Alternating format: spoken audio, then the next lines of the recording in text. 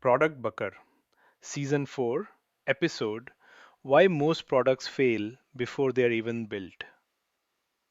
Welcome back to Product Bucker and welcome to a brand new season. This season is all about one thing: thinking like a real builder. Not just shipping features, not just chasing velocity, but slowing down just enough to make sure we are solving the right problems. Here's a truth bomb: most product failures aren't execution problems, they are framing problems. Teams don't fail because they can't build, they fail because they build beautiful solutions to the wrong problem. Months of effort, perfect roadmaps, clean architecture, all wasted because the problem was never clearly defined to begin with. In this episode, we are talking about a quiet superpower: problem framing, and why it separates real builders from feature tinkerers. If you're new here, welcome. I'm Rishikesh, a product manager and the founder of Product Sense. On Product Bucker, we talk about the thinking, the trade offs, and the real messiness of building products in the real world. No jargon for the sake of jargon, no frameworks without context, just honest product thinking. Let's get into it. Let me start with a story. In the 1950s, Ford launched a car called the Edsel. On paper, it should have been a hit. Ford invested millions of dollars, market research, design studies, customer surveys. Everything looked thorough. And yet, the Edsel became one of the biggest product failures in history. Why? Because Ford asked the wrong question. They asked, "What kind of car do people want?" But they never asked, "Why are people buying cars at all?" Post war America wasn't craving status symbols. People wanted freedom, simplicity, the ability to go somewhere without overthinking it. Ford built a car for prestige. The market wanted a car for escape. Same customers, same time period, completely different framing. That's the cost of poor framing. You don't move slowly in the wrong direction, you move very efficiently towards the wrong outcome. There's a famous quote often attributed to Albert Einstein: "If I had an hour to solve a problem, I'd spend 55 minutes thinking about the problem and 5 minutes thinking about solutions." Most teams do the opposite. They spend 5 minutes framing and 55 minutes building. And then they wonder why users don't care. So, what is problem framing really? It's not writing a fancy problem statement, it's not a single line in a PRD. Problem framing is about defining the context, the constraints, and the consequences.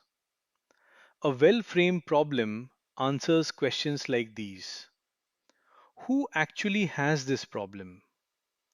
What happens if we don't solve it? When does it show up in the user's life? And why does it still exist? Let's look at Instagram. Back in 2010, photo apps were everywhere: camera apps, editing apps, sharing apps. Instagram didn't win because they built another photo app. They noticed something specific: photos look bad on mobile, uploads were slow, sharing was clunky. So instead of saying, "let's build a photo app," they framed the problem differently. How might we make mobile photo sharing fast, beautiful, and social? That single frame changed everything. It led to filters instead of complex editing, one tap sharing instead of workflows, a feed instead of folders. Without that framing, Instagram could have been just another camera icon on your phone.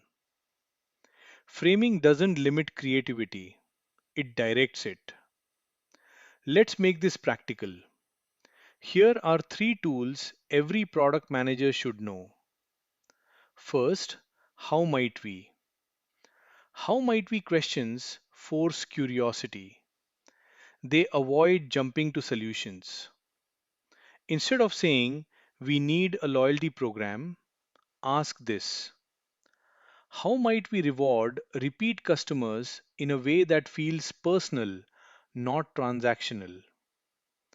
That small shift opens up many possibilities. Second, jobs to be done. Jobs to be done asks one hard question: what is the user hiring your product to do? Nobody wants a drill, they want a hole in the wall. But more importantly, they want a shelf that doesn't fall at 2 a.m. Jobs to be done helps you move from features to outcomes. When a feature idea comes up, ask yourself, what job does this help the user complete? If you can't answer that clearly, pause. Third, the five whys. This one is uncomfortable but powerful. Why are users dropping off? Because onboarding is long. Why is onboarding long? Because sign up has 7 fields. Why 7 fields? Because marketing needs the data. Why do they need it upfront?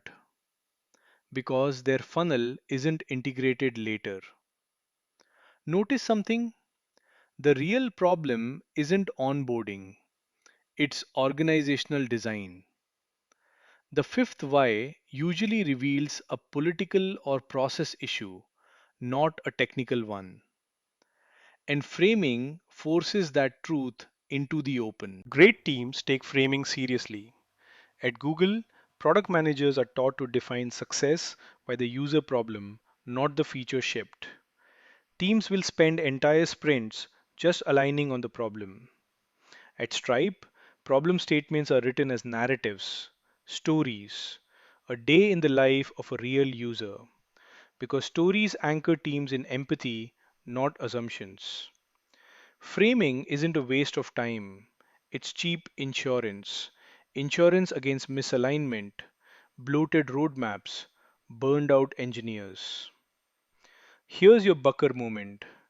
If you can't write your problem statement in one clear sentence, you're not ready to solve it.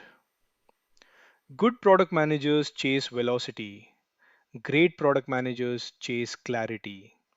Because once the problem is framed right, the solution almost writes itself. That's it for this episode of Product Bucker. Next week, we'll go hands on with user research.